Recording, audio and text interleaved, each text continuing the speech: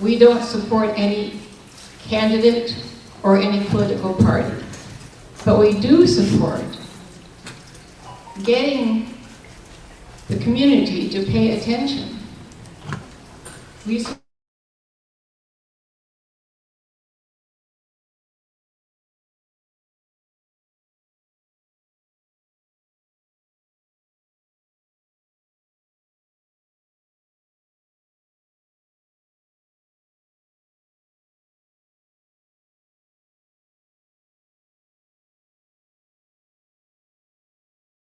because we're nonpartisan, but we're political.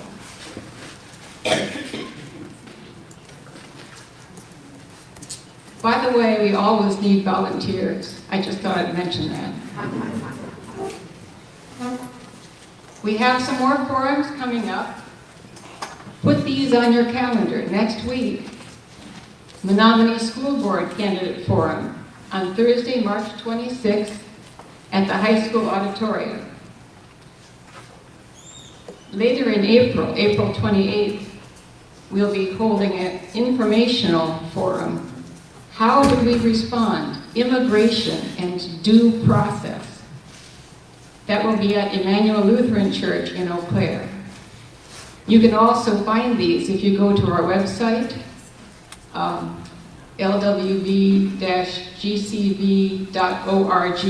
I have to think of it that way. Oh my gosh.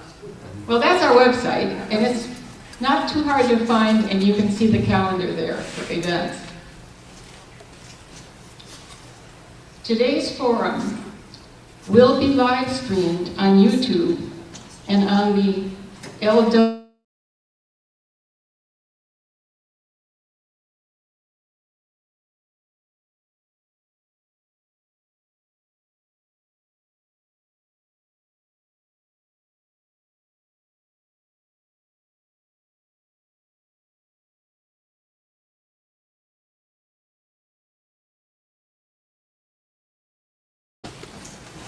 Now I'm going to read you the guidelines for this forum. The order of who does the opening statement has been determined by a lottery. And Matthew Crow will go first because he drew the number 1. And that will alternate with each question, so he doesn't always get to be first. The candidates' opening statements will be followed by questions that have been developed in advance by the league with suggestions from members and members of the public. The candidates have not seen these questions yet. The questions will be directed to each candidate in turn, with their responses to be one at a time. We ask that responses and statements pertain to issues of the job as mayor and the candidate's qualifications, rather than to be about the character of the opponent. There will be a time limit on the candidate's responses. Judy Ferber is over there with 2 signs, one that says 30 seconds to go, and one that says stop. Because we don't want to be here until midnight, guys. Yeah. We'll try to reserve time to consider audience questions, and if you have a question for the candidates, please write it on an index card. There will be a volunteer circulating to pick up those cards, and it'll be, we hope to address several of them. The forum will conclude with closing statements from each candidate. And I don't know the answer to this yet. I had a chance to ask. Will you be able to stay for a few minutes after the event to talk to people? So you might like to visit with them. Okay. Now I'm going to introduce to you our question moderator, Afton Greco. She is director of Menard Center for the Study of Institutions and Innovation at UW-Stout, and her organization has worked with us before on events, and we're so glad to have her here today. Afton?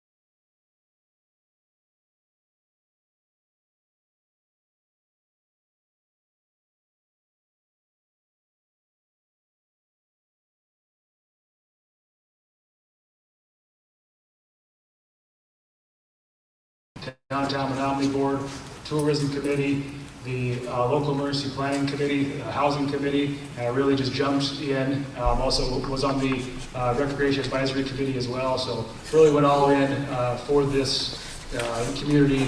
And I have a family, loving wife. I have 3 kids, ages 11, 10, and 4. They're really busy, and they're really a part of the Menomonie school system here with their different sports and athletics, and with their different organizations in the school also. Some of my qualifications is I have almost 2 decades of environmental engineering experience, and we're going to get into that as well. And just want to really talk about the plan and the strategic plan that I have for the city, and not just a strategic plan, but really a proven blueprint, for the city that will help us to strategically grow while keeping our rural roots and our values and our culture intact, here as well.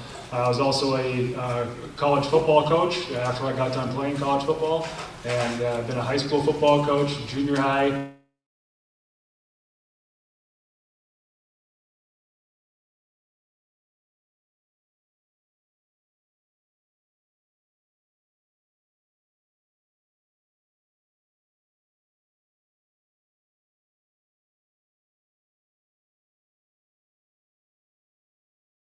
Keeping our citizens safe.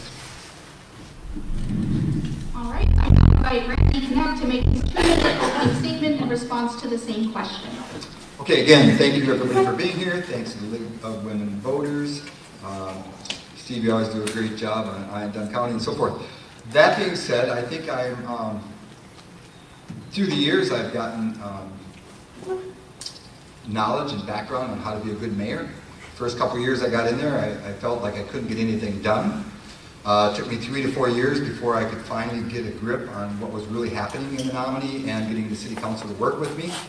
Immediately after that, we got the dredging done on Wolski's Bay, cleaned up the stink, made a movement that says, hey, we can do something about our lake and our waterways, push that forward. Brought in over 100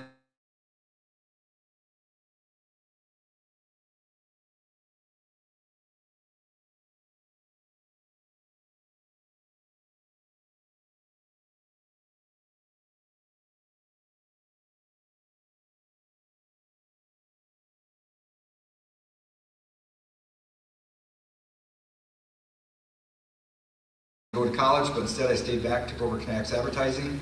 My mom sold Tanglewood Golf Course, and my brother took over the farm, which now sits underneath Walmart distribution and that area out there. So I sing with the barbershop quartets, barbershop member since I was 17. I'm semi-retired, which fits the mayor's office very well, because if you weren't retired, I don't know how you could spend enough.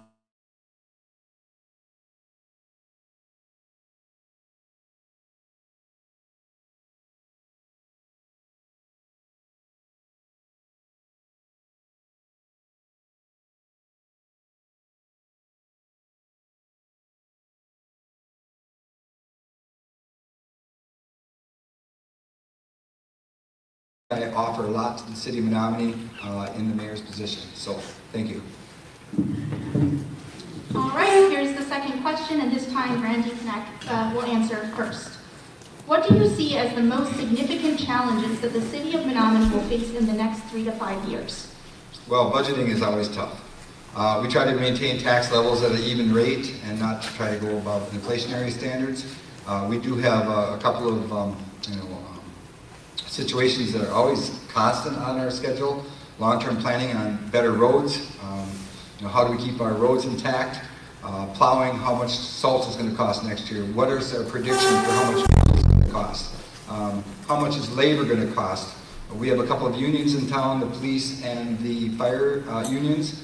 That being said, when we negotiate for long terms, 2 and sometimes 3 years out now, and that's really helped us. We have rolled our long-term debt and consolidated it. When I first got into the mayor's office, we were running around 36 million. I think we're right around 24 million.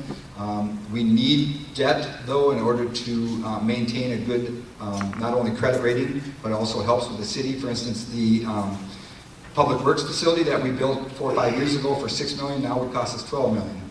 So if we went to accrued that debt at about 2% interest, we'd be paying a lot more for that infrastructure.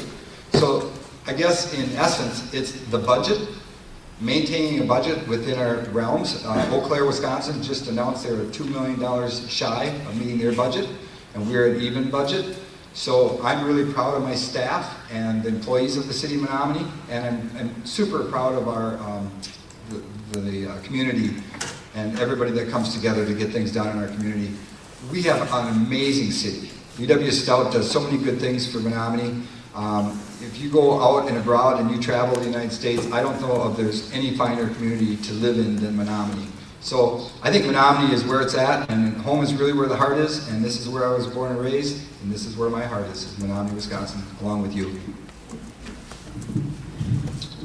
Yeah, so I think some of the main challenges that we're going to face in the next 3 to 5 years is we have some growth stagnation, especially in the tech and industrial parks. We have a historic downtown Menomonie that has more shops closed down than in the past 40 years. That's the backbone of the local economy, and our vibrancy must be restored there. We need a government that's fiscally responsible and is transparent, and that the last thing would be, housing. Housing and rentals is a big thing, and I've championed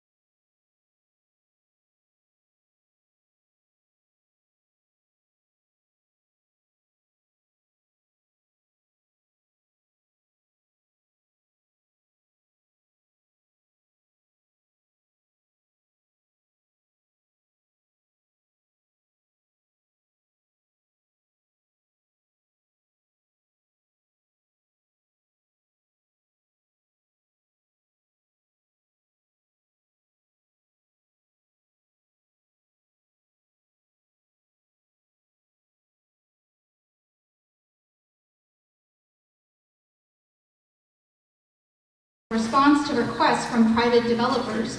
What should city officials do to ensure accountability and transparency for the residents of Menomonie? And Matthew Kraut will respond first. Yeah, I think we need to really, tell our citizens every step along the way of what's going on. We really need to take a look at NDAs, non-disclosure agreements, and how we handle those non-disclosure agreements, and who do they protect? Do they protect the city, or do they protect the company that might be coming into here? And we need to let them know about what the project is well ahead of time, and we need the full scale of these projects. And with the whole data center debacle, we've seen a lack of transparency and a lack of, what does this bring to the city? What revenue is it going to bring in? What impact is it going to have with the environment? Who's the end user of this, of this data center here? So I think, we need to have as much transparency. Like I said, when we have these things, we need to have these town halls, we need to have public statements, we need to have press conferences, and let people know well ahead of time, and not just have the city council agendas, the packets come out on Thursday, and then we're voting on these things the next Monday, and we want community input with that as well.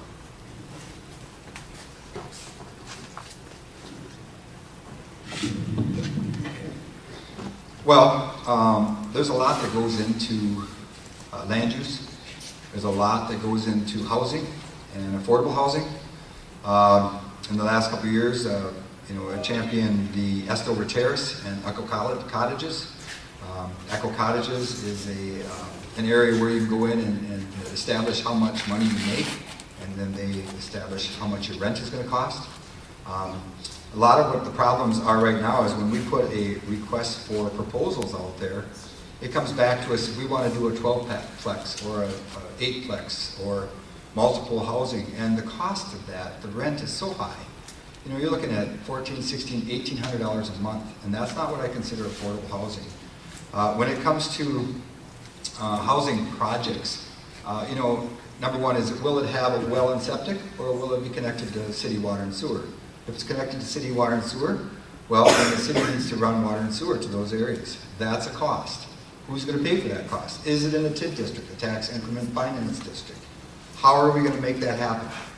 Where is our urban sprawl? Is it connected, or is it outside the city boundaries? Is it in the townships? That's one of the issues we've got with Tanglewood. I brought Mark here to open up Tanglewood. I'm really proud of Tanglewood. I was sitting at the table one night when my mother got to name Tanglewood, when my father was putting 2 farms together to make a golf course. So I've got a long history in Menomonie, and Tanglewood is a great spot, but housing is complicated out there because we do not have city water and sewer out there currently. We're looking at city water and sewer. We made it into a TID district for Mark, the owner of Tanglewood now. And in a few years, 5 to 7 years, we'll have financing for them to be able to do some housing. But currently, without that TID developing financing, it's hard to do those kinds of developments. So what we're looking at now is we made the lot sizes. Oh, I gotta stop. Oh, I want to come back to that. Next question.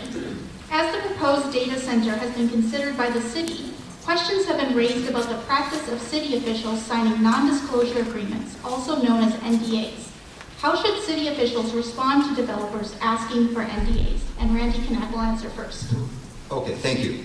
You know, that's a complex question in of itself, because a lot of times when you've got a developer coming to Menomonie, they will not even talk to you unless you're willing to sign an NDA. And, you know, an NDA, I guess, in some practical purposes is meaningful. I think in hindsight, yes. I think I would have probably done some things different with the current data center NDAs. I think anything like that that's that big, you know, we should put a policy in place that the city council approves the NDA before it's signed.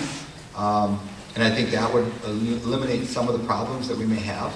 But if you've got a McDonald's coming to town and they want to come to town and they don't want to put the word out that they're coming to town, or a Burger King is going to come to town, then that's a problem. And then, so you get caught in this exchange of, do you sign an NDA or don't you sign an NDA? And so it's, when Ellsworth Cheese Factory came to town, NDA was signed. When 3M came to town, NDA was signed. When Walmart Distribution came to town, NDA was signed. It's a common practice. How we can tighten that practice up? Absolutely, I think so. We're looking at procedures, that policies that we could put in place that the mayor would say, hey, this is a pretty sizable concern, and I think at this point we take it to the city council, then they approve that, hey, administrator, public works director, we're going to approve you to sign an NDA. Not that they can share that information, but at least there would be an approval process to make those things happen. So I don't know if I'm totally opposed to an NDA, or if we just need better guidelines to prevent any malpractice of an NDA. I think it can be good for both the city and the developer to have a good means to deal with NDAs. Yeah, so kind of going back to my previous answer with and bringing up the transparency of the NDAs, it's really, who does the NDA protect? And yes, NDAs are a common practice, but I think it's also an old school practice that needs to be looked at. We're seeing more and more communities completely go away from NDAs. Superior, Wisconsin has gone away from NDAs, and I've talked to people on the Dunn County Economic Development Corporation, which I am a part of, and I'm asking, is this viable? Is this a possible option for us to do? And they said, yes, it is possible for us to do. You don't want to add more barriers and more red tape and more bureaucracy. However, I think you have to look at, who does this NDA protect? Is it protecting the city? Is it protecting our residents? Is it protecting, the development that's going to be good for us, or is it protecting a company that's here to possibly exploit us as well? And what is all in the NDA? Is it who the end user is? Is it some of the pre-development agreements? I think that's part of it, as well. So I'm not going to say that I'm completely against NDAs, But we have to have a serious, policy and programs in place and really look into, do we ban NDAs, especially if it is for protecting the corporation that's coming in and not the city of Menomonie. Next question. Communities across Wisconsin want to grow their tax base through responsible development.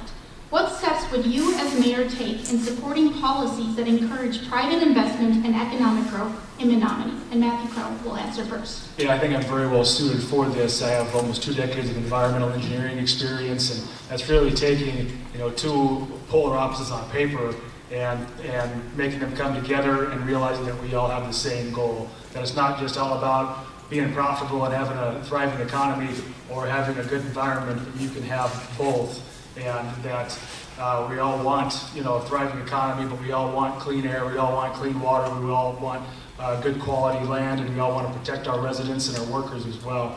And so I have experience in several different industries, manufacturing industries, energy, mining, and all that. So I think I have a really unique expertise in this area to help bring these developers in while having zoning in place that protects the city and protects the resident, not just for the short term, but the long term, making sure that they're paying for the developments, but also paying for the cleanup as well, that the cleanup's not going to be left on the city and the taxpayers. And that, I mentioned this earlier, that we have responsible operators coming in that have good environmental records, that have good safety records, low workman's comp, that pay well.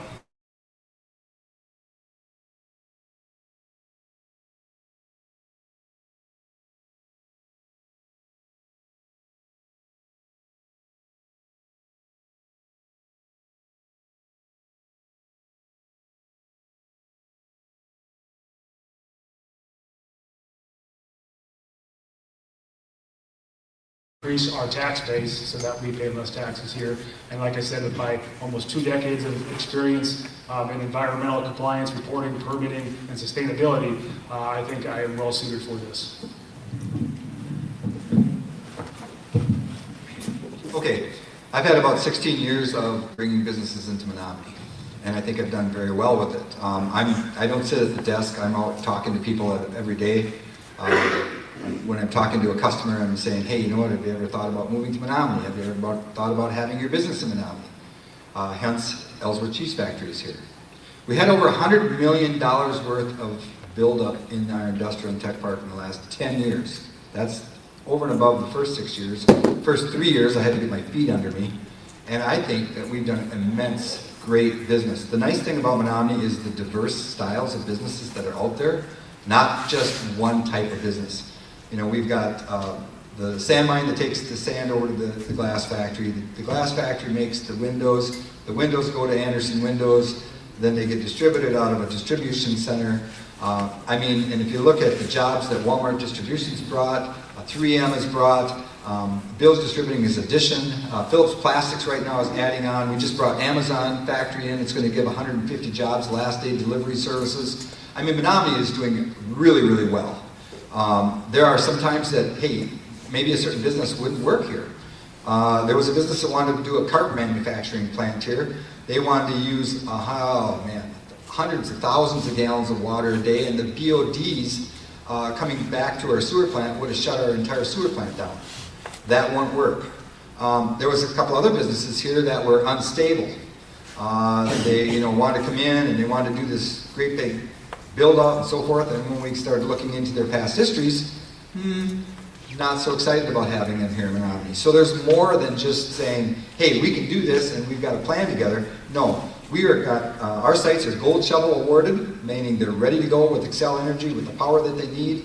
The ground is stable. It's not just, it's good building soil. We've got a lot going on here in Menomonie than what you might think. So having the past history, I think, is great. Thank you.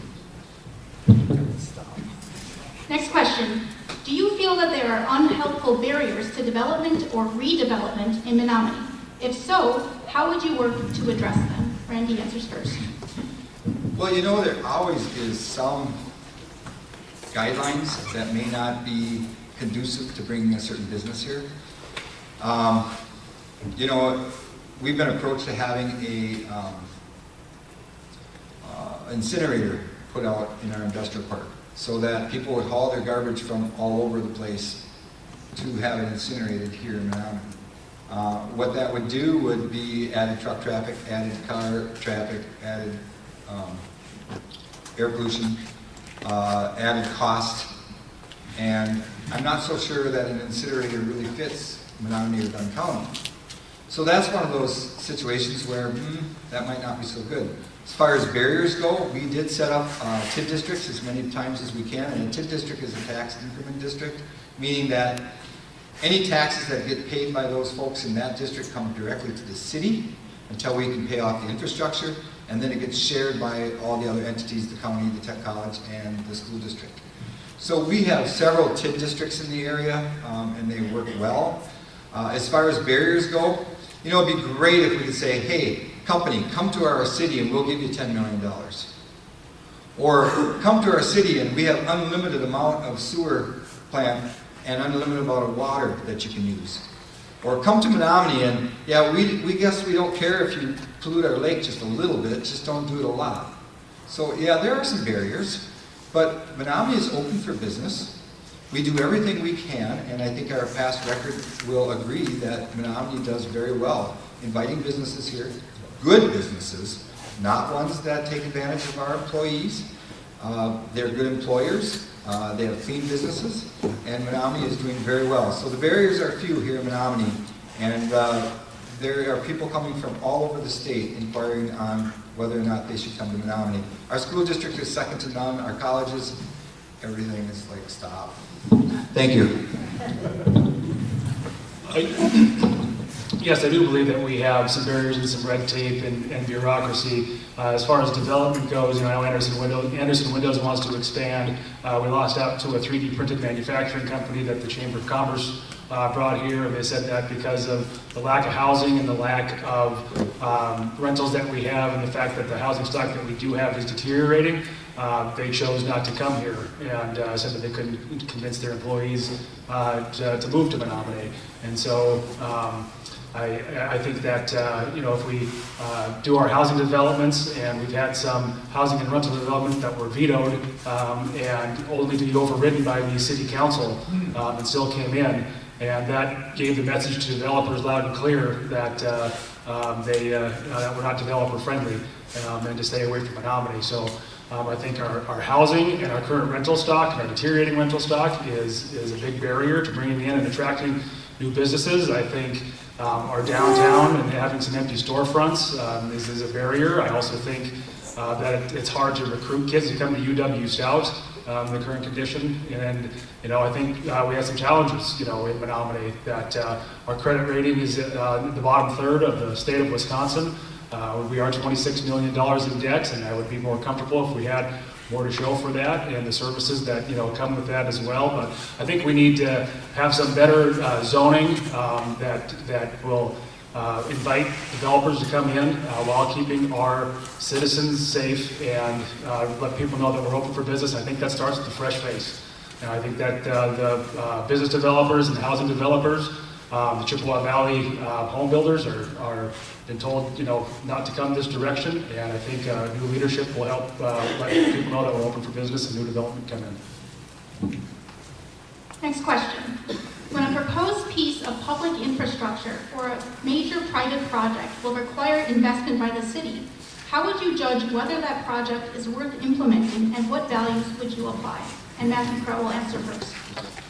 Yeah, so I'm big on return on investments and making sure that the project is a good project that has a return on investment there. And we've talked about TIDs, and TIDs are kind of confusing, the tax increment districts that give some tax incentives there. There's some good TIDs and there's some bad TIDs. The North Menomonie tax increment district is in debt. So you have to, you know, do some math and make sure that the maths and make sure that you know, it's something that's called a pay and go. Again, it's confusing, and I don't want to get into all the minute details there. But we have to make sure that it's good for not just the developer, and not just, you know, for the jobs here, but that it's going to increase our tax base, and that it's something that's going to be sustainable in the future, you know, as well there. And I've talked about the values quite a bit. The values, you know, that I would apply again is, you know, is this a good operator? You know, is this an operator that's going to come in and is going to give good wages and raise everybody up and share profits and be clean and have good workman's comp, local workman's comp claim, and they have good safety records, and but making sure that we're using our tax incentives to the right operators and that we're not over repaying them, and making sure that we use those tax increment dollars as capital projects for improvements in those districts after we get that TID to mature. Well, there's always some hurdles. First you want to make sure that whatever company's coming to town is good for the town, good for Menomonie. It's not something that's going to hurt the environment. It's going to have good paying jobs. It works in conjunction with Menomonie, meaning if it was a company that was going to pollute our air or tie up our roads or have heavy equipment that's going to be going in and out of the roads and tearing them up. And there's just a lot of factors to that. A couple things to remember that our TID districts are doing very well. In fact, 5-6 years ago, we've been capturing dollars out of our TID districts to put into our affordable housing project, and we have $2.4 million now into our affordable housing project. Within the next couple of years, we are going to launch an affordable housing project second to none. I've been talking to lots of different builders. I've been talking to different people on how to get this done. I've met with mayors of different cities. How do we do affordable housing? I've met with the mayor of Madison, the mayor of La Crosse, the mayor of Milwaukee. There is always something that goes wrong somewhere, and I think we've got a plan put together for that. And when it comes to bringing in public infrastructure, we work with Stout a lot. They just put a 3D printer, concrete printer, and we're looking at using that possibly for construction of houses. There are other things that we can do in Menomonie. The TID districts are amazing. They help bring in builders. I mean, if Heritage Builders or anybody wanted to come into town and put some building projects together, if they look at their TID districts, our TID districts are viable and have money to back these things.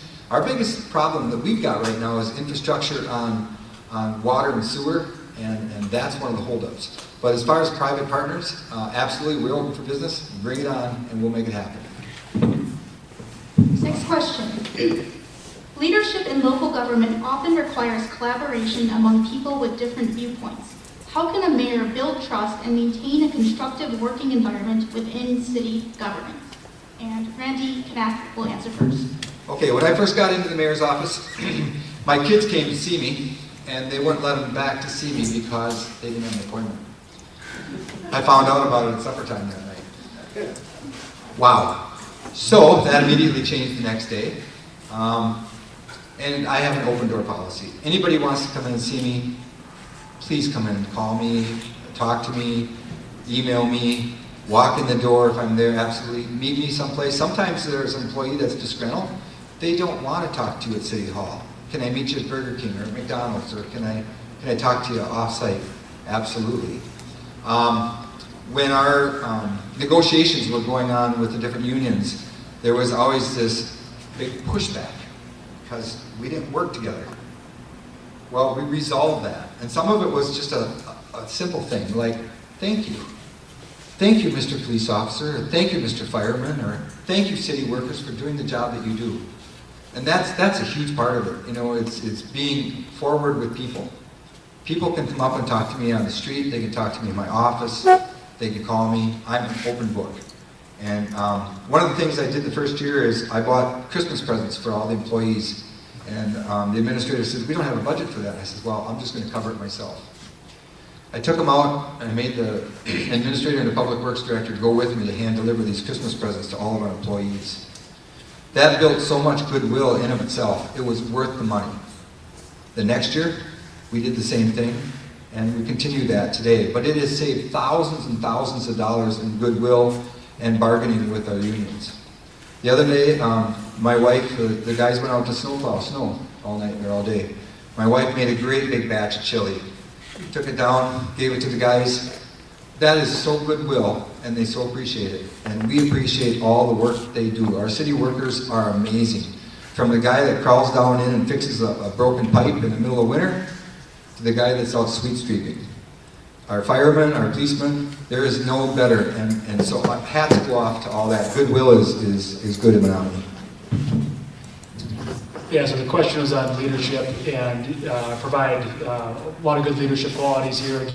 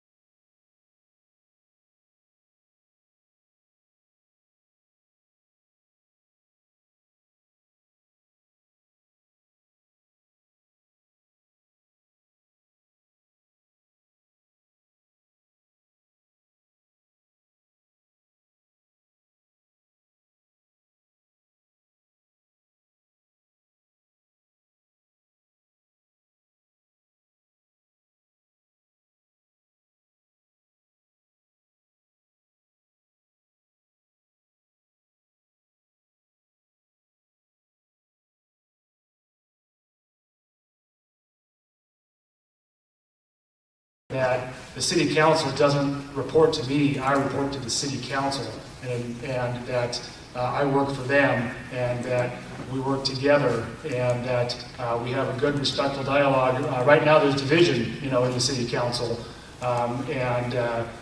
there's been some tense, meetings lately, and even comments when I go to some of these commission meetings that.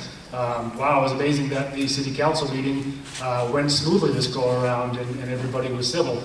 And I look forward to leading the city council. We're all not going to agree on things. The vote's not always going to go your way. It hasn't always gone my way, and that's okay. You go to the next city council meeting and you advocate for what you believe in and what your values are. And I respect everybody that is on that city council.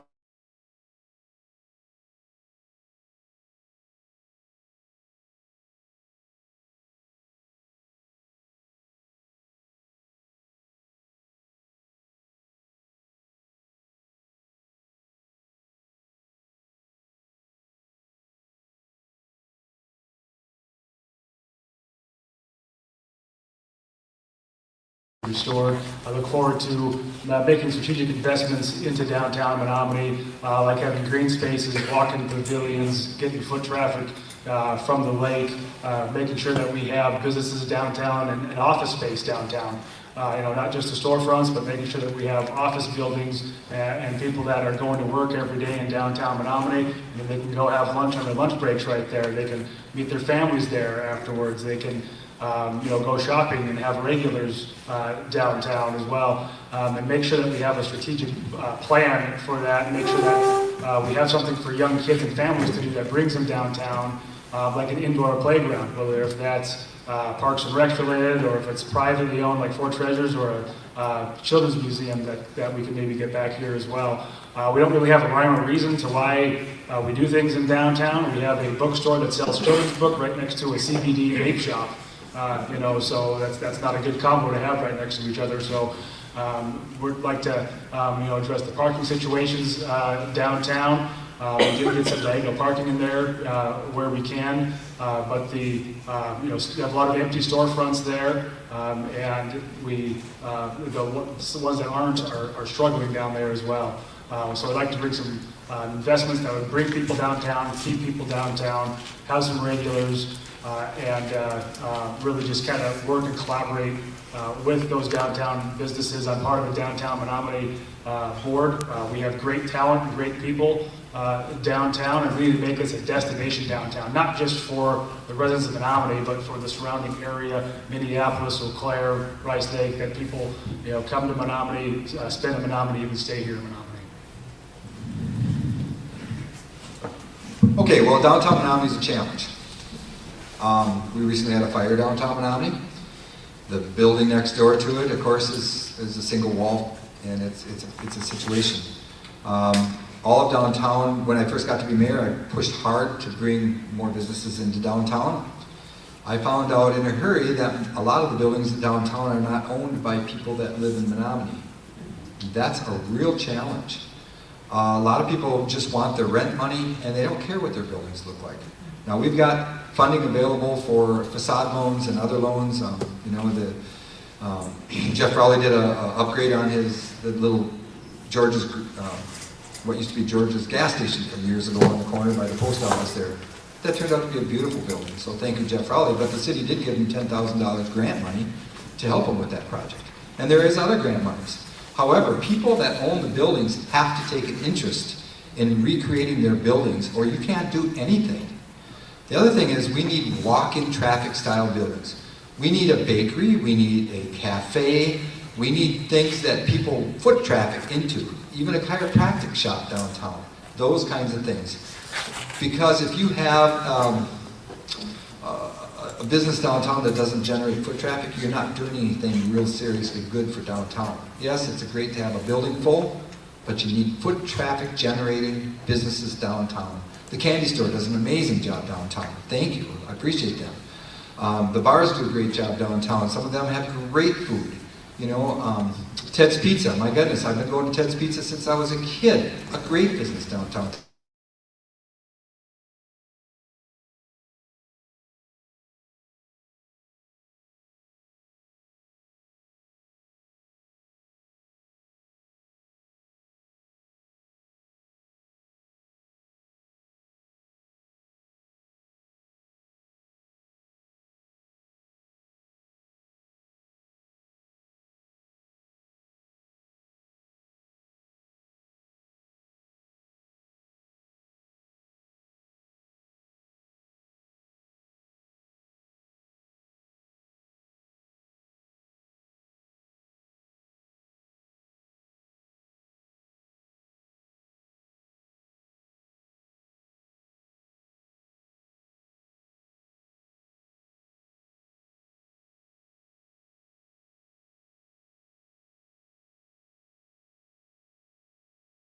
Our area, we took an area and people were able to get into a house for $150,000, and it was wonderful for the first 2 years, but then everybody sold their houses for $300,000, now it's not affordable anymore. That's a big problem.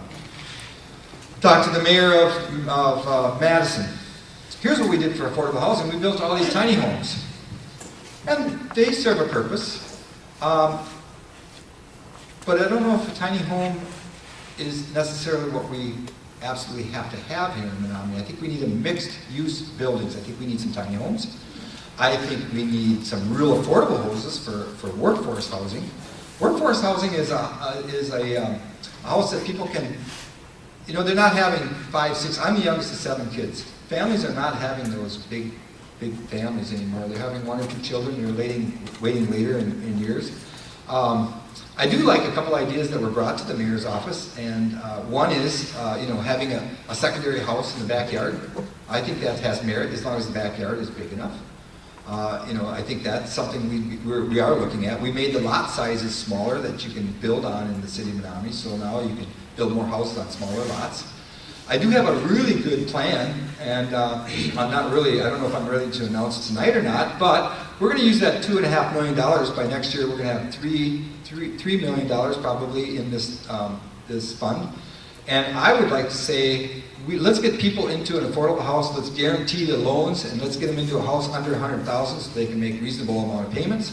We're going to work with retired builders. I already talked to what used to be UBC, and I can't remember I need more time. Can I have an extension? I'll come back to this.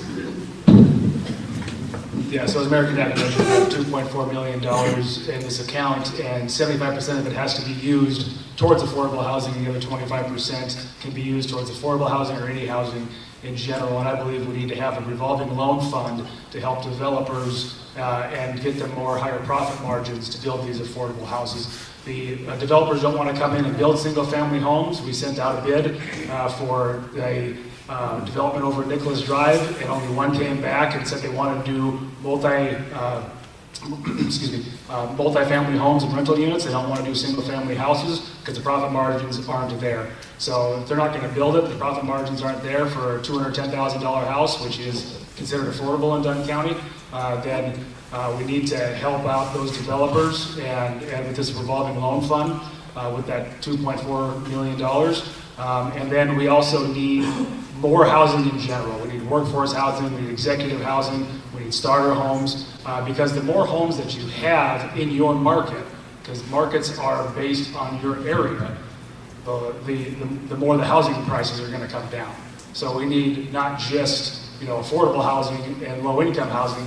We need a variety of housing, and we need to get these developers in here and get the housing going so we can lower the prices in this market here as well.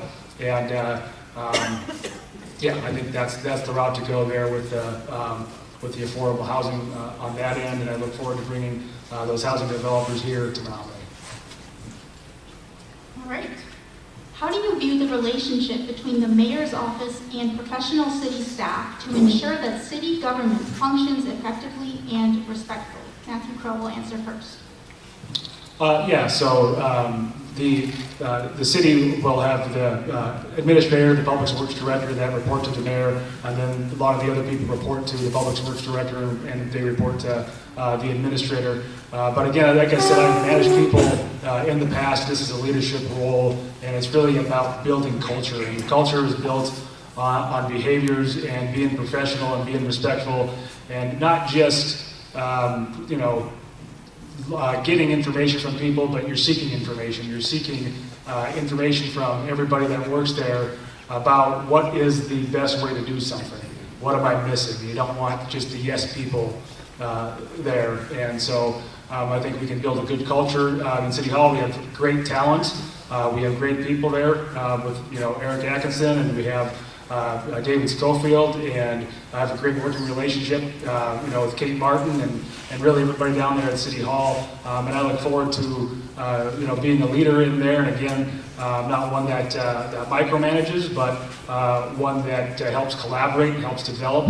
And it's a two-way street.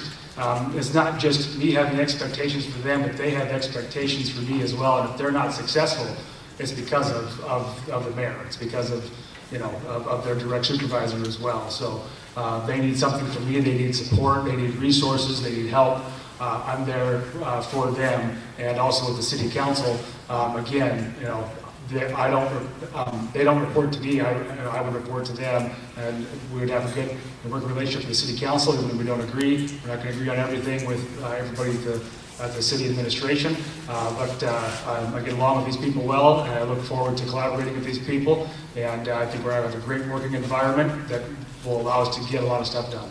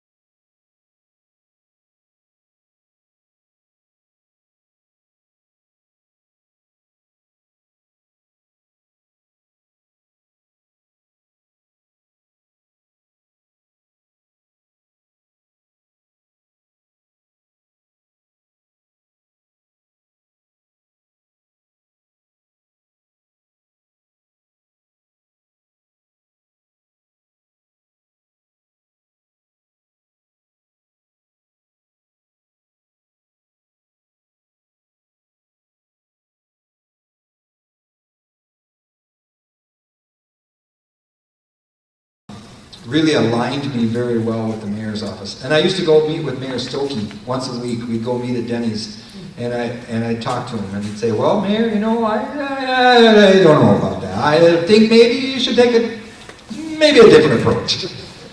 And so we had weekly meetings, a couple times a month for sure, and what a great influence on me Mayor Stokey was. And then now we have Eric Atkinson and David Schofield, and they are super brains. And I'm tested and challenged all the time because they are way smarter than I am, but we work great together. time, I would like to remind the audience members to write down your questions on the provided index cards. There are league members walking around. They have extra index cards in case you didn't grab one on the way in. Once you have your questions written down, feel free to flag down a league member and they will collect them. Next question. There are several intergovernmental and public and private initiatives to monitor and improve water quality in the Red Cedar River watershed. What are the most important actions that the City of Menomonie can take to support the improvement of water quality in Lake Menomonie and our watershed? And Randy Knapp will answer first. Well, that's a great question. When I first got in the mayor's office, before I got in the mayor's office, whenever I mentioned the Lake Menomonie, I was pretty much shut down, and nobody could seem to think I had any good ideas to fix Lake Menomonie or the watershed. But since then, we did 3 dredging projects on Lake Menomonie. We brought awareness to the fact that Lake Menomonie is in bad shape. It's coming from watershed fertilizers, too much phosphorus, too much nitrogen, all of that. Since then, we started the water conference at Stout, which is a great asset. We formed the farmer-led council up north in the Barron and Steck area. Randy Eide did an amazing job with that. That was our public works director. The farmer-led council went together and worked with other farmers to say, hey, you know what, if we could take the cattle out of the creeks, fence them out, maybe that would lessen the phosphorus and nitrogen coming down the creeks, going into the lakes and so forth. So the farmer-led council was something that started here in Menomonie, Wisconsin. The water conference was started here in Menomonie, Wisconsin. We've got Stout working on water quality issues. We have been, ever since we started testing and working on this 16 years ago, actually 12 years ago was our big push, our water quality in Lake Menomonie has been getting better and better every year. If you notice now, it doesn't stink nearly as bad. And I've got a plan in front of in Madison on how to fix our watershed. We need a lot of money to do that, right? The DNR doesn't have any money. And I've been pushing this since forever. When Walker was in, Governor Walker was in, I used to go and talk to him and we'd have arguments on how to get things done. Well then, we'd argue and then we'd go have dinner or whatever afterwards. And the new governor, I've talked to him about how can we fix our watershed? How can we fix our lakes and rivers? Well, I've got a plan or a proposal in front of Madison right now on where to get the money from. And it's not a hard solution. There's enough money out there that we can fix our watershed and come up with the money. And I know it comes out of a budget called tourism, but 10% of the tourism budget would give us $87 million to fix our watershed. And I've got that in front of Madison now. Yeah, so somebody that has almost 2 decades of environmental engineering experience and water treatment expertise. I look forward to tackling the challenges of Lake Menomonie. There's not one thing that causes the blue-green algae in Lake Menomonie, and there's not one silver bullet that's going to fix Lake Menomonie and clean it up as well. It's really going to be a collaborative effort from all of the participants in the Red Cedar watershed up north of us in Barron County and in Dunn County. We're at the bottom of the watershed, so we collect all of the pollutants, the phosphorus, the nitrates, and it comes from the dam, it comes from industry, it comes from farmers, and it's not a natural lake, it's a man-made lake, and so all of that plays into it.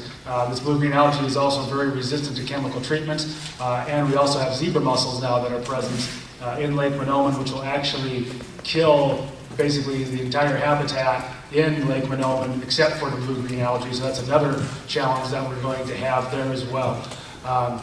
The best thing that we can do is we can have stormwater ponds north of Lake Menomonie, in and outside of the city, that helps collect the runoff from the stormwater so that the pollutants settle out before it hits Lake Menomonie. And as somebody with this water quality expertise, dredging is the last thing that you do because all it is a temporary Band-Aid, and it's a very expensive temporary Band-Aid that the taxpayers have to pay as well. So after you have a pollution management plan and you have that pollutant load under control, then you dredge, because when you dredge, it takes everything off of the bottom of the lake and it removes those pollutants, but then you're having all those pollutants coming down the Red Cedar watershed that's just going to replace it. And so we see this in Lake Altoona. They dredge, they're going to have to dredge again 8-10 years later. It'll be the same here with us. We don't want the temporary Band-Aids, we want the permanent fixes and have those relationships and collaboration with Barron County, with North Dunn County, with everybody there to help clean up the lake. And it'll take a long time and a lot of money. All right, we're going to transition now to questions from the audience. Here's the first audience question. Is there another elected official or public figure who has been a role model for you? Who and why are they your role model? And we will start with Matthew Crow. Yeah, the elected public official is my grandfather who passed away and my uncle. They're federal judges in the state of Montana. My grandfather was a Korean War veteran. He went to law school and had 5 kids while he was in law school, and had the 6th kid after that. Grew up during the Great Depression. He was able to, we went to a private Catholic school, and he was able to go to school Monday, Wednesdays, and Fridays, and take Tuesday, Thursdays off, and do some more on Sunday school because he said he'd never go to college and have a real job there. So he ended up going to law school to get his economics degree, and then going to law school and having a successful career as an attorney who worked with labor unions and negotiated labor contracts and workman's comp claims, and really he poured his life into his community. And he was, part of the Special Olympics. He was part of the Elks Foundation, the Knights of Columbus, any organization that you could think of, he was a part of it there. And he has this motto that if we all do a little, we can accomplish a lot. And I've tweaked that in my campaign to say, if we all work together, we can accomplish great things. And so that man is truly my hero. We lost him in November of 2020, and I miss him every day. I have only one person that I would really say I totally respected and admired, and that was Mayor Stokey.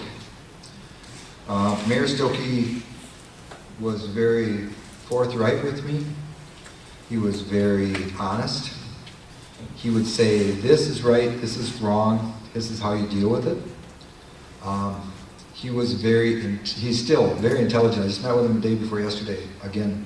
A great man, and I attribute any success in the mayor's office that I've had to Mayor Stokey, because without him, I wouldn't have known where to start. So, that's all I got. All right, second audience question. If you lose the election, what will you do relative to your current job? Quit, move, carry on? And Randy Knack will answer first. Well, I'd probably go back to work. I've been semi-retired for about a few years now, and it's a good thing because sometimes the mayor's office can be quite demanding. It's the meeting schedule isn't like every day, all day. It's I have a 9 o'clock, I have a 7:30, I have a 1 o'clock, 11 o'clock, a 1 o'clock, a 3 o'clock. You never know. But if you go to the urban forestry, those are typically 6 o'clock at night. If you go to the bike ped, those are 7 o'clock at night. The city council meetings is 7 o'clock at night. A plan commission meeting is 7 o'clock at night. The morning meetings for the economic development are 7:30 in the morning. The the agenda meetings are 9 o'clock in the morning. The staff meetings at 10:30 in the morning. So if I wasn't semi-retired, I would not be able to do this.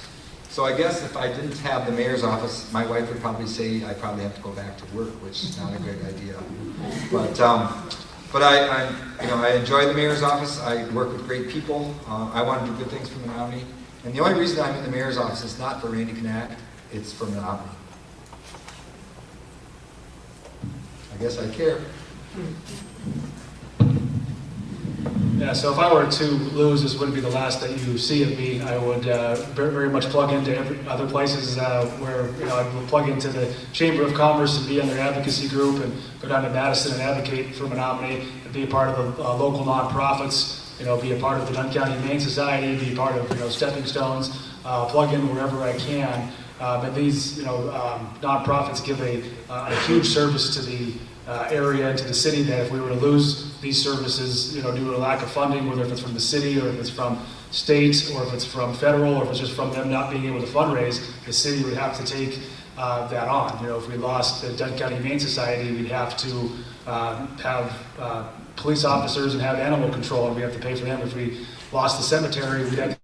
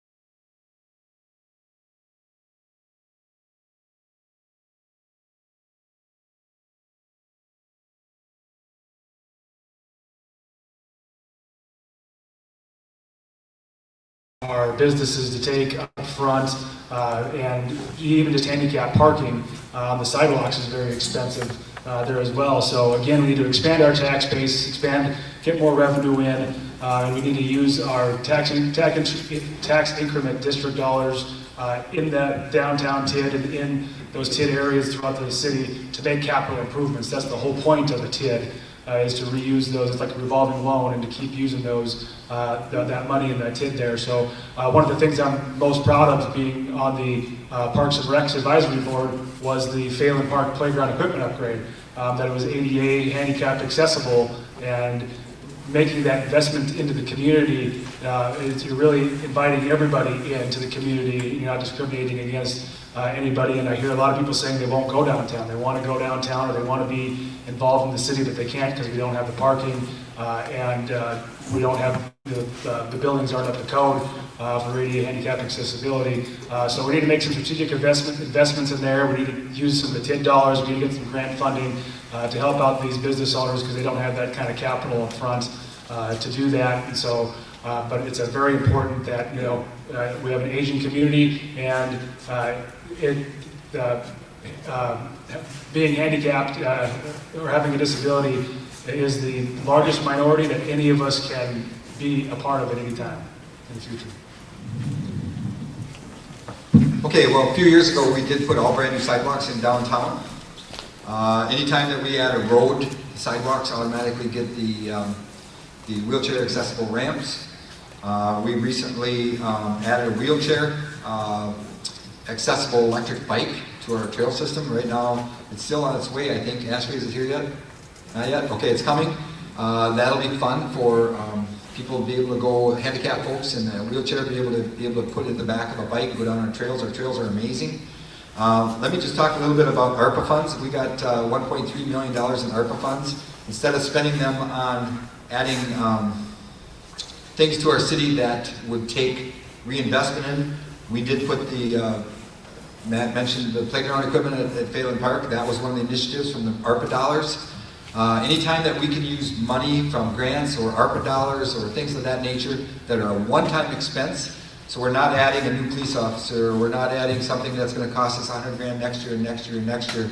No, instead we are working on good things for Menomonie. Our trail system is second to none. I want more handicapped bikes. I want Surrey bikes so that we can take elderly people from the nursing homes. I love visiting nursing homes and giving people the love that they need. The Dunn County Transit System does an amazing job for the city and getting people out and about in different places. We do need more parking downtown. We are slated for we are looking at a parking ramp going in downtown. It would be kind of behind where the Anxious Jewelers is and behind that area. So that's being looked at. It's about 5-6 years out probably. We are working with Stout heavily on different projects. We are possibly closing off a road called 10th Street down by Stout campus to give them more accessibility to their needs down there. The Main Street will be redirected. The highway will come off on Main Street in a couple of years and be redirected, and I'm fighting against roundabouts. All right, here's another question from the audience. What do you know about Altoona and their amazing growth and beautiful places they have developed? And do you think their strategies would work for Menomonie? Well, yes, Altoona, they were right in the middle of an area that could be developed really easily with Eau Claire and Chippewa Falls and so forth. We are kind of encapsulated with the University of Wisconsin Stout and the lake, and so our growth has to go outward and not inward. Therefore, we are working with what we've got, but there's great growth potential. Anytime somebody comes to town and wants to build a building project or do a project that fits Menomonie, we're all about it. And we encourage TID districts and we encourage TID money being used for those projects. There is money available, there's grant monies, and there's revolving loan funds available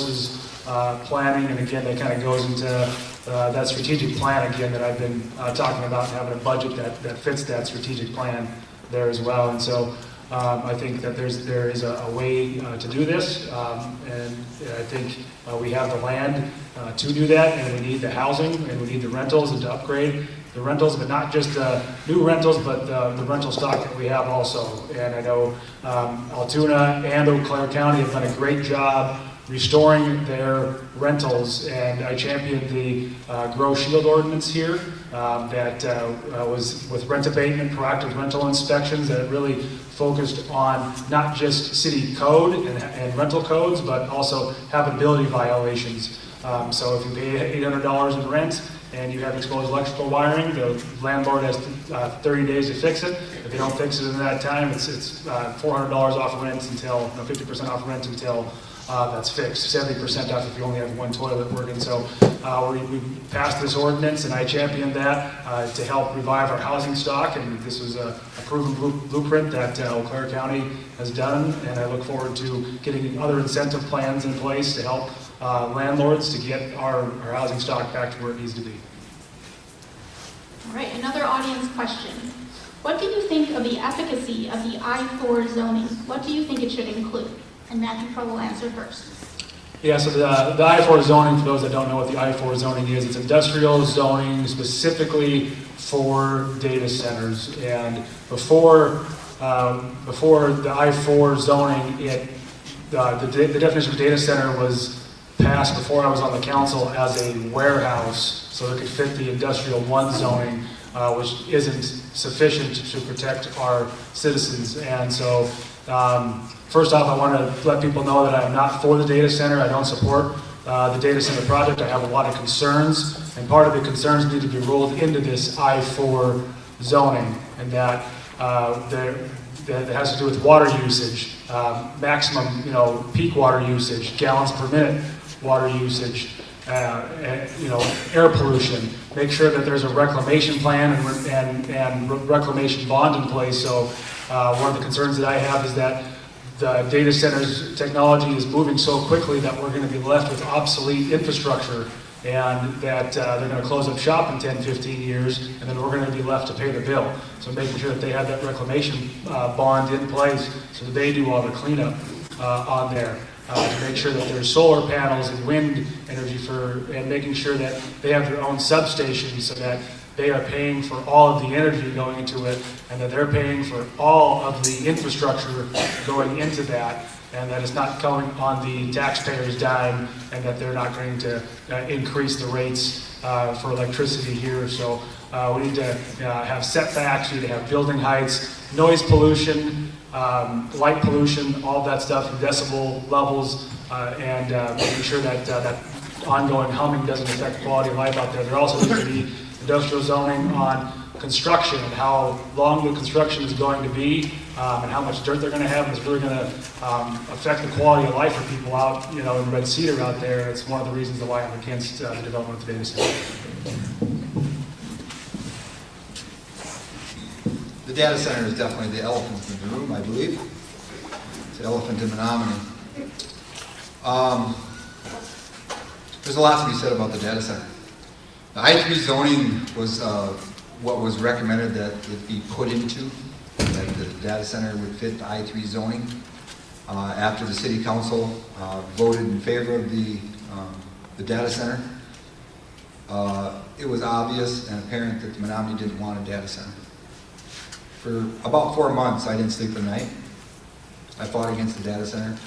We came up with a plan on how to stop the data center. I talked to every attorney I could find, until I found one that said, the only way you can stop this is to go backwards. And go back from an I-3 to an I-4, and then you can set the rules. Make the rules that apply to Menomonie. Now those rules can be pretty stringent.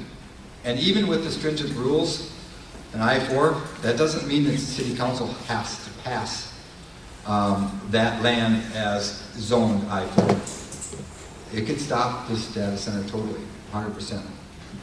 There was individuals on the city council that I was surprised that voted in favor of the data center folks, or the data center. Matt, you voted in favor of the data center. And I have the documentation in the audience if anybody wants to see it, and it's unfortunate. So, and maybe it was just maybe we had more better things to do. But the I-4 zoning will allow us to put the rules in place to protect Menomonie. And those, like Matt said, the constant hum, the water usage, the electric usage, things of those nature, that's all important. Maybe we can make it so that they don't come, they don't want to come, and Menomonie's not maybe a good spot for them. So I'm opposed to the data center, I always have been, and hopefully we can prevent the data center from coming to Menomonie. All right, thank you to the audience for your questions. We're going to proceed now with closing statements by each candidate, and we're going to go in the reverse order of the opening statements, which means that Randy Knack will go first with a 2-minute closing statement. Okay, well, I want to go back to affordable housing. Affordable housing is something that we can accomplish here in Menomonie, Wisconsin. Affordable housing is something that I look forward to. That's one of my main goals. That being said, I talked to Shooter up at, I can't even think of his real name. What's his real name? Steve Shooter. Okay, Steve, anyways, he gave me some really good pricing on what it takes to build a 900 square foot house, $47,000 without a garage and a basement. And then what does it take to get a builder in there to build that house? So it's possible to build houses for $100,000. There's other methods too, dome houses, yurts, all kinds of other interesting housing attributes, such as the 3D cement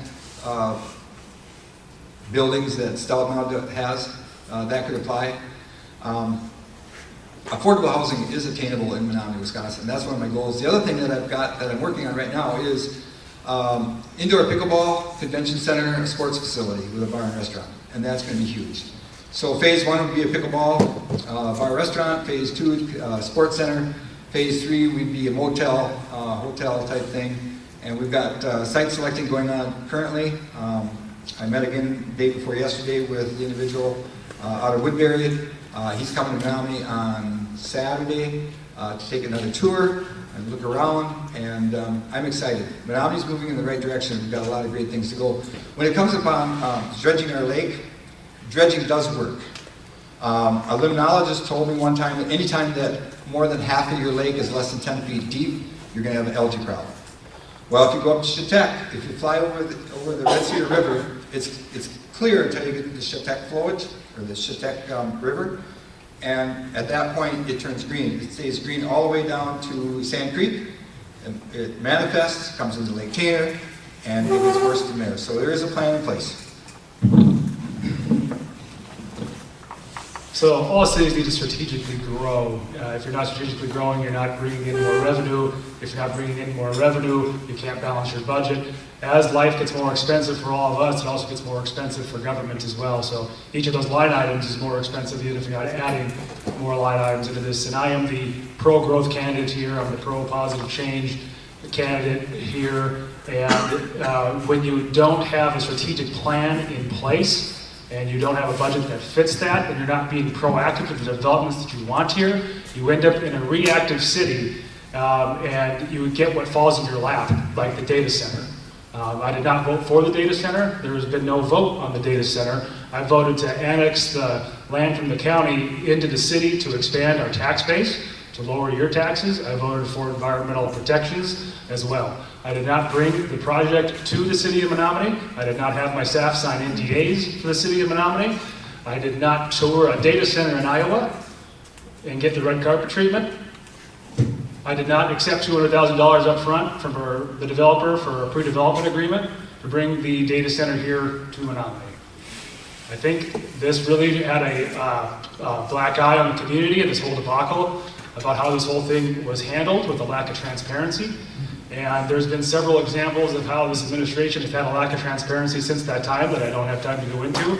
That question was not asked, for this, but I look forward to having a strategic plan and a budget that fits that, and having Menomonie strategically grow and bringing in development that fits our values, to expand our tax base, and to modernize our city, and really have leadership that is the next generation with everything that is changing and changing at a rapid pace. And I think it's time for a new face, a new leadership here in the city of Menomonie, and I look forward to being your next mayor here in the city of Menomonie. When we all work together, we can accomplish great things. All right, thank you to the candidates for your closing remarks, and we're going to hear now from Ellen Oaks.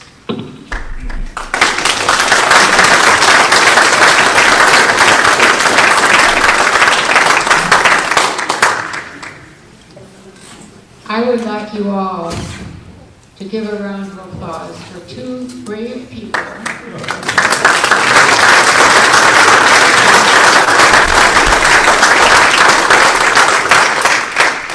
who are putting a lot out there for you today. I'm proud of you, both of you, for doing what you're doing, for trying to put a choice in front of the electorate. That's how this game works. Put a choice in front of the electorate. And to come here and to be involved in a forum like this. Of course, the league is happy because you were able to come. But I think these people are happy too. So again, let's applaud this.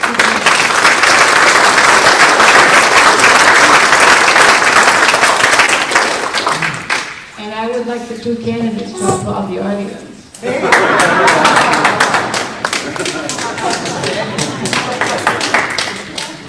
I want to thank you all for coming. I want to thank Afton Greco for doing the questions.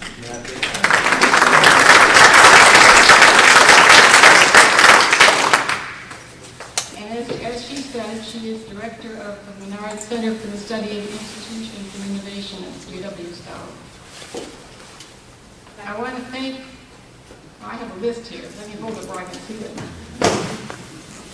I want to thank all my friends from the League of Women Voters for helping to put this together.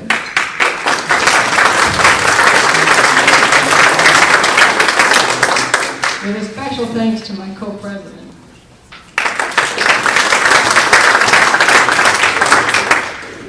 And I want to thank Melissa Neeland and the Dunn County Historical Society for letting us use this space. I want to thank Andrew Mersil. I believe he attended. I'm not sure. Are you here, Andrew? He was. Ah, there he is. He is our county clerk, and he and his office have supported this event. And I want to thank again Steve Hansen and Ion Dunn County for making the live stream possible. And I think tonight the event shows what the US of A can do in a local setting. Thank you all.